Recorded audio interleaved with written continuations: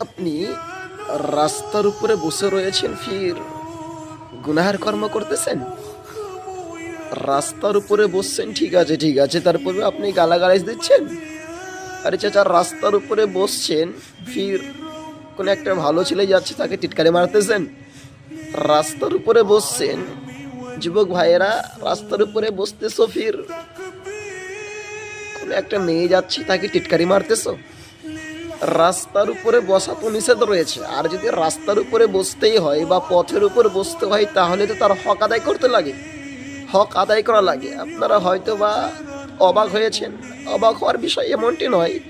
হাদিসের রাবি আবু সাঈদ খুদরি রাদিয়াল্লাহু তাআলা আনহু তিনি বলেন যে রাসূলুল্লাহ সাল্লাল্লাহু আলাইহি ওয়াসাল্লাম বলেছেন, ইয়াকুম আজ-জুলুসা বিত-তুরুকাত, হে পৃথিবীর মানুষ, তোমরা রাস্তায় বসা হতে নিজেদেরকে বিরত রাখো, বাঁচিয়ে রাখো। ফাকালু, এ কথা শোনার পর সঙ্গী সাথী আসহাবরা বলতেছেন যে মা লানা মিন মাজালিসিনা বুদ্দু নাতাহাদ্দাতু ফিহা, হে আল্লাহর রাসূল, এ রাস্তায় বসেই তো আমাদের আর কোনো, এই রাস্তায় বসেই আমরা আমাদের কথাবার্তা সমাধা করি, বা এই রাস্তা ব্যতীত আমাদের আর কোনো জায়গা নেই। কল, তখন আল্লাহ রাসূল সাল্লাল্লাহু আলাইহি ওয়াসাল্লাম সঙ্গী সাথীদেরকে বলতেছেন যে ফাইদা আবাইতুম ইল্লাল মাজলিস, যদি তোমাদেরকে রাস্তার উপরে বসেই মজলিস করা লাগে বা রাস্তার উপরে যদি তোমাদেরকে বসতেই হয় তো ফাআতু তরিকা হাক্কাহু, তাহলে তোমরা রাস্তার হক আদায় করবে।